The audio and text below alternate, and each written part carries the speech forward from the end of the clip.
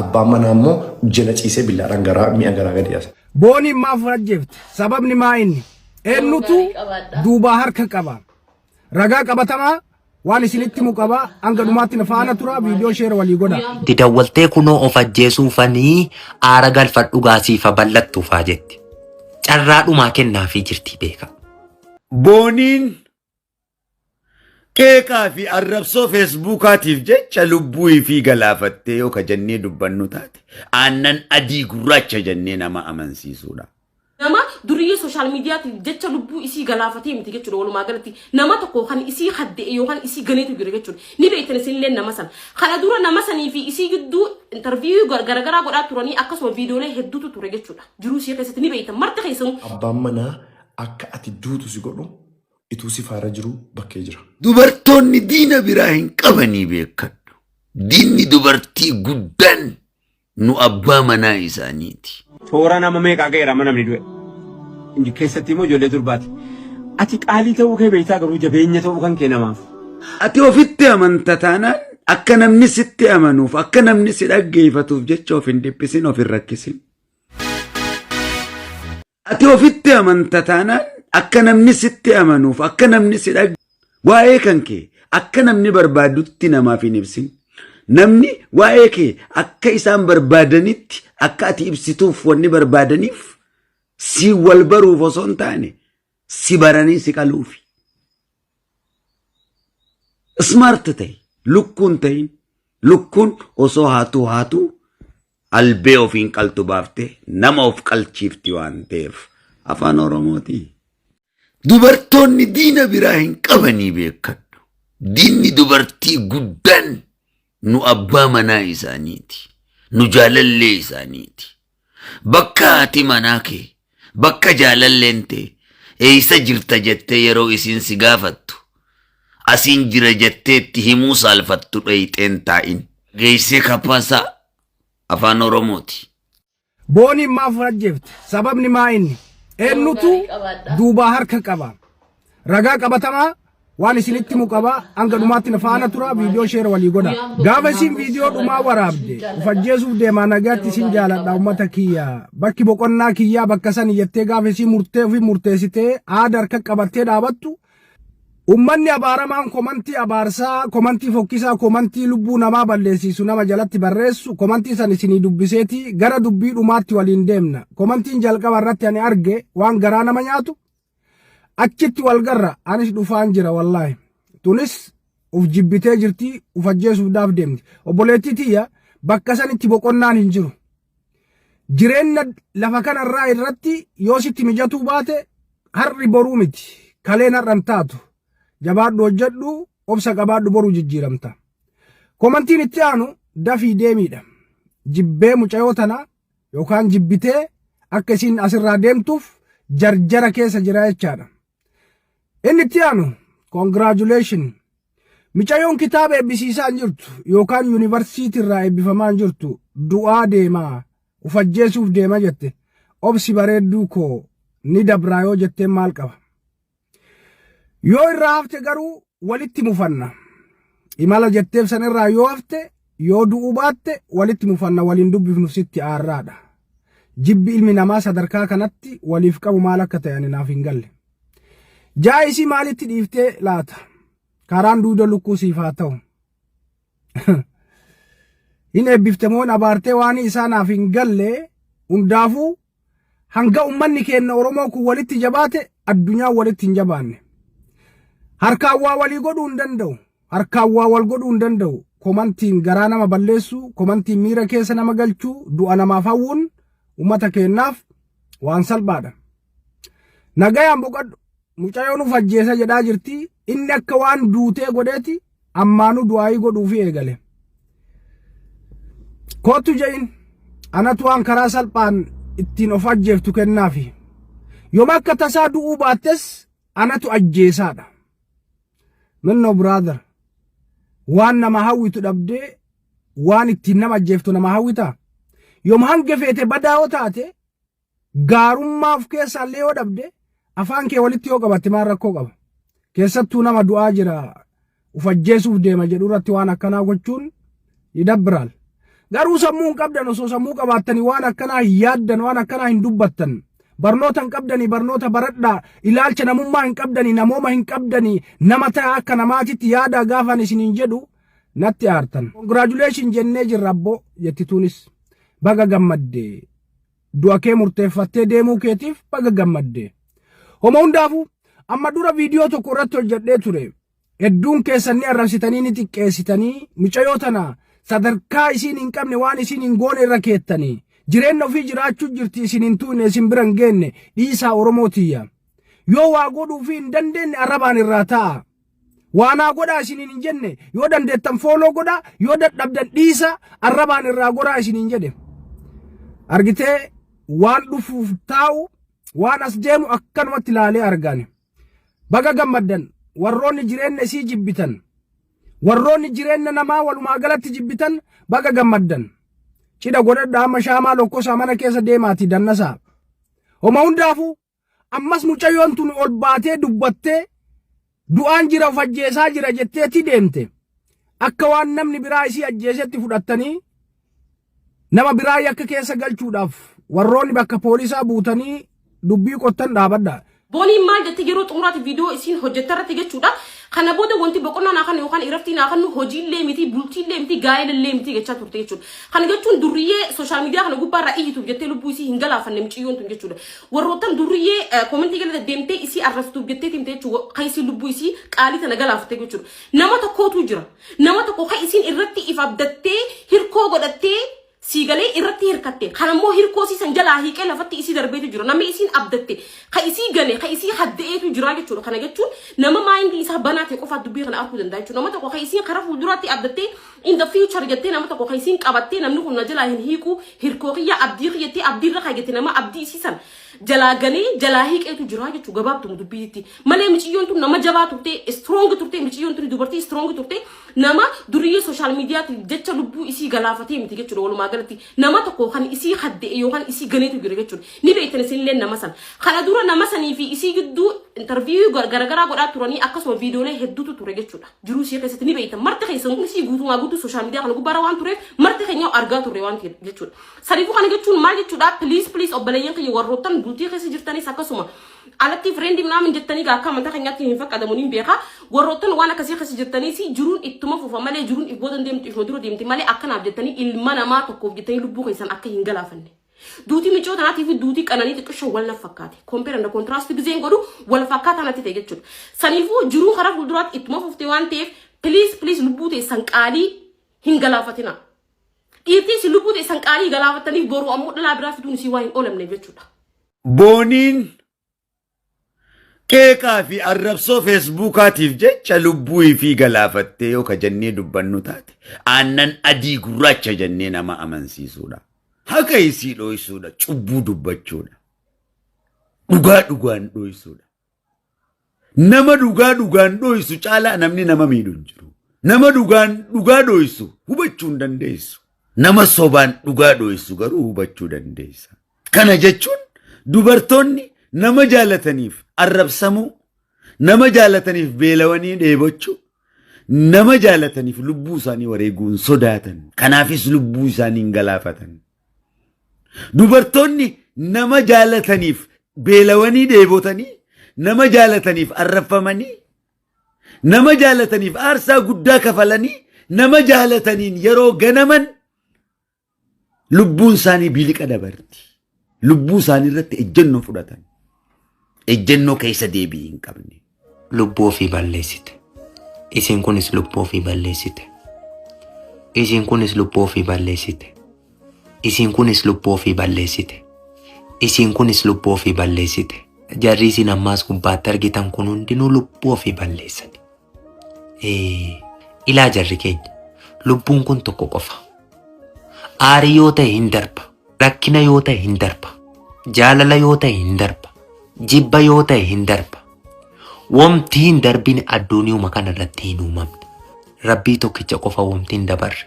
Wanta darbuu jennee lubbuu ofii dabarsuun immoo sirrii miti. Dogongora guddaadha. Wallaahi dubartoonni abbaa faadhaan wal lolanii wallaahi of hin ajjeesan. Birrii wayii ganamanii of hin ajjeesan. Abadan. hiyyoota shamarranii wajjinii wal lolanii of hin ajjeesan abadan. Haatiniif abbaan qe'ee kanatti gallaan sinqala otoo jedhe jedhanillee of hin ajjeesanu shamarran abadan. Qeeqa namoota garaagaraatiin yookaan immoo namni itti duulaan of hin ajjeesanu abadan. Yoo abbaa manaa yookaan immoo jaalallee isiitii wal dhabde nama dhugaadhaan jaallatu wal dhabde namni sun isii ganee murtii akka kanaa ofirratti fudhatti. Jarri kun darbaniiru. Booris akka jara kanaatti kan of balleessu meeqatu dhufa. Amma booniin kaleessa of dabarsite miti. Warri gaafa duraa lubbuu ofii balleessan wanta jarri gaafa sana lubbuu ofii ittiin balleessan otuu har'a jiraataniitu ta'eeti otuu gaafa sana lubbuu ofii balleessuu dhiisani wanti sun darbeeraa beekaa. Hadha guyyaa hadhaa kana wanti waggaa tokko dura ati sababaa godhattee lubbuu ofii balleessite otuu lubbuu kee balleessuu dhiiftee hadha geesse wanti sun darbeeraa beekaa. Miira keessan to'adha. Filannoo biraa barbaadame. Lubbuu ofii balleessuudhaan alatti wanti filatamu jira. Adaraa lubbuu keessanii hin qoosina. Hin dabarti. Wanti hin dabarre hin jiru. Tokko kana. Kuni gorsa koo jira dubartootaatiif. Warri dhiiraa immoo rabbii keessan sodaadhaa. Yoo wanti sun isinii hin taane otuu nama sana ofitti hin mufachiisin amansiisaati irraa adda ba'a. Akkasiin lubbuu ofii balleessitu mee owanaa hin beekamu beekuu dhiisuu dandeessa malee mee of ajjeesi kan sobda of hin ajjeessa siin faa baaftee jennaan mee of ajjeesi hin sobda akka namaa ati waa sobda kunoo amma laafinyoon kunoo mee of ajjeesi meeqatu jedhee tasuma miira keessa galchuu danda'a. Owanaa itti dawwaltee kunoo of ajjeesuufanii aara galfadhu gaasiifa ballattuufaa jetti. Carraa dhumaa kennaafii jirti beeka. Akka inni bakka dhiisinan dhufaa yookaan immoo dhiisi waan kana jedhufaa ta'uu danda'a. Garuu inni immoo bahu hin sobda mee yoo dhuguma ta'e of ajjeesi. Kunoo of ajjeesi finyoon si bira jira. Amma of ajjeesi jedhee akkasiin tasa miira keessa galtufaa dhiirri tokko tokko gochuu mala. Dhiisaa waan akka kana. Maaltu badde jedhaatii dhaqaa gorsa. Awwaan baay'ee hin dubbadhu. Warri shamarranis filannoo biraa barbaada. Lubbuu ofii irratti tarkaanfii hin fudhatina. Warri dhiiraas immoo isa dubartiin obboleettii keessanii haadha keessanii ilmoo keessan durbaati intala keessan taati garaatti hin jabaatina isin jarri shamarran hin gowwoomina gowwummaadha kun filannoo biraa barbaaddadha tokko du'a keessaniin abbaa manaa sana miidhuu hin dandeessan waggaa tokko booda irraanfatee isin irratti fuudheera haadhaaf abbaa keessan maatii keessantu gadda keessatti warri social media sadha owwitanii kana sana ta'ee jedhanii fixan torbee tokko booda ajandaa biraatu dhufe ajandaa sakeetii sana irraanfachiisa. Ofii nuuduuti maaliif ofuutii jedhe namichi. Toora nama meeqaa ga'eera mana namni du'e. Inji keessatti immoo ijoollee durbaati. Ati qaalii ta'uu kee beektaa garuu jabeenya ta'uu kan kee namaaf. Abbaadhaaf ati jabeenyaa bari yoo immoo abbaadhaaf dhabdee jette immoo miseensa addunyaa kanaati garii lubbuun kan kee qaaliidha bari. Lubbuun kan kee wallaahi fokkiftuu ta'uu feete yoo taate lubbuun kan kee nu biratti jabeenya. Qaaliidha lubbuun ilma namaa. Qeensi namaa harki namaatu qaaliidha gurri qaaliidha amaanaadha.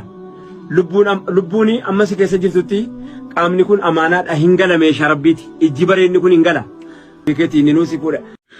Ati ofitti amanta taanaan akka namni sitti amanuuf akka namni si dhaggeeffatuuf jecha of hin dhiphisin of hin rakkisin.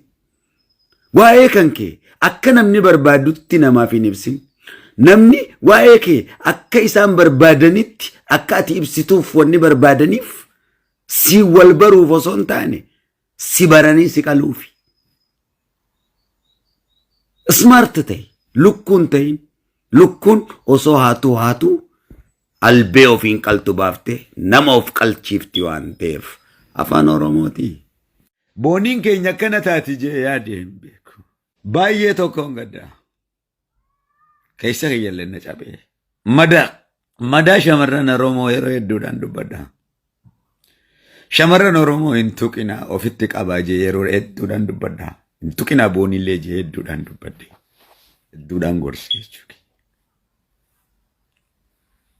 Hedduun gadda. Hedduudhaan gadda. Ishiifil shamarran Oromoo hundaaf. Osoo wal faarsuun jiru wal arrabsinaa. Osoo wal barsiisuun jiru wal laalaa taana. Wal hubachuudhaa fi wal dhaggeeffachuun yeroo bade. lubbuun badeensiin jedhe. Namni waliin dhaggeeffanne namni waliin hubanne lubbuu walii galaafata. Mana mormarraa kutuu xiqqootu hafi cirtee jechuudha irraan buune mormii. Abbaan manaa immoo jala ciiseet billaadhaan waraanee garaa tarsaasee miini garaa gadi yaa'e. Tude Finfinnee keessatti. Ati mana mormarraa qaltee mormirraan buune abbaan manaa immoo jala ciisee billaadhaan garaa mi'a garaa gadi yaase. Tude har'aan siin jedhaa Finfinnee keessatti. Lamin. Ana manaa kee qullaa faana ciiste moo? Abbaa manaa kee qullaa faana ciiste moo? Maatii kee dhiiste biratti amantee biratti galte moo? Deemuu hin dandeessa bar. Maaliif waliin hiiktanii? Maaliif waliin dhiistanii? Wal dhiisuu dandeessu bar. Manaa godhaati viidiyoo boonii keessatti maal nu badhe beektu? Baay'een akkasiin miskiina taatee fi akkasiin gara laafeetti macarrashaa taate maaliin nan barbare beektu? Namni siyaasa beektan, warri siyaasa beektan dhaggeeffadhaa. Ituu poostii qofa ta'e akka of ajjeesaa jirtu poostii qofa ta'e du'aan ishee argamee nama danuu hidhama baay'ate waa'ee booniitiif. Because namni siyaasa sinii galaku. Garuu booniin miskiina macarrashaa ta'uu isheetiif miidhama kana ofiisii baachuuf jettee maal goote viidiyoo of waraabdee akka of ajjeeste ibsite. Maaltu akka ishee miidhe koo rabbii fi isa ishee miidhitu beeka bara. Garuu namni biraa itti gaafatamummaa akka hin fudhanneef akka namni biraa itti hin hidhamneef itti hin qoratamneef nama jaallattu dabarsitee kennuu waan hin barbaanneef raasuu waan atafa. Isiniin galaa baay'ee siyaasa kana beektan isinii gala baay'ee. Isinii galee hangam akka gara laafummaa qabdi.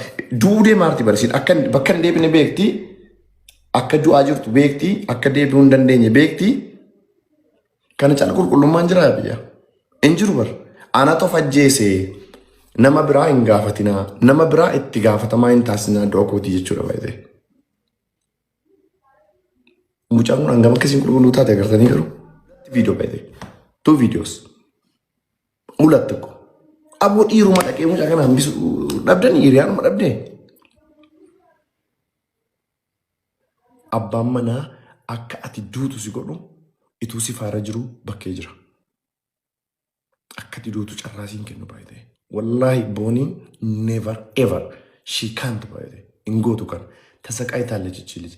Irra keessa kolfaa turte jechuudha viidiyoo guyyaa 3 dura argaan ture. Irra keessa nama isaa dhungataa turte bro. This reality. Ituun ni bira jiru hin duutu baay'ee. Ituun tiriit godhanii reality walitti himna waan ta'eef. Guyyaa 3 dura namni isa dhungataa turte waan isii dhiphisi waan isii cinqe wallahi guyyaa 2 gidduutti namni du'a of hin affeeru. Irra keessa viidiyoo waraabaa turan jechuudha.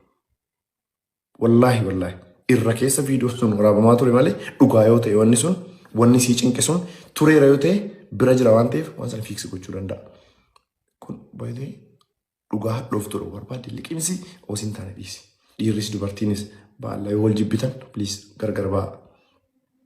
Talayaa yuushi adda ba'aan siniin jedhe please waliin gubinaa ijoolleen durbaa maallaqni keessa jalaa nyaatamuu danda'a namni maallaqa keessa jalaa fudhachuu danda'a jaalalleen keessa dhiisuu danda'a abbaan manaa keessa irratti fuuchuu danda'a si dhiisee deemuu danda'a funyaan isaatiin haa dhaabbatu baay'ee nama biraatti heerumuu dandeessaati si galee nama biraatti deemtee heerumuu dandeessa si galee haadha keef abbaa keessa hin caalu kan amma miidhamee jiru mucaa kanatti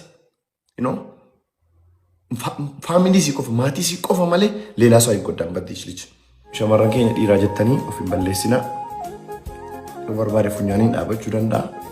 Kan biraatti heerumuu dandeessu. Kan biraarraa ilmoo dhalchuu dandeessu. Jiraachuu dandeessu. Garuu dhiirri si dhiisee kan biraaf fakkeenya abbaan manaa boonii kun waggaa tokko yookaan ji'a 5 booda abbaa jaartii biraa fuuchuu danda'a. Class. Namni danuu namni nuti beeknu haati manaa yoo jala duute ji'a 2 ji'a 3 booda hin fuudha. Class. Kan miidhamu sis miti. Ati duute boqatte. Kan miidhamu faamilii keetti bara baraan gubataa jiraata waan ta'eef soo kana of eeggannoo taasisa. Boleettii keenya rabbii biyyeettaa salphisoo shamarran taa'uuf dhaggeeffadhaa tarkaanfii fudhatan hundaaf. Waan gootan hundaaf sirriitti of dhaggeeffadhaa. Maalan godhaa jira jedhaa ofitti deebi'aa amantaa amantanii ofitti deebi'aa baay'ee akka nama abjuu keessaa kee of godhaa. Boonii soorii sila daqiiqaa 2 jedhu utuu sakandii 30 ani boonii dabar. Indi maaliif funyoo kanaan ofirraas jettee tuu yaaddee booniin in hafti ture.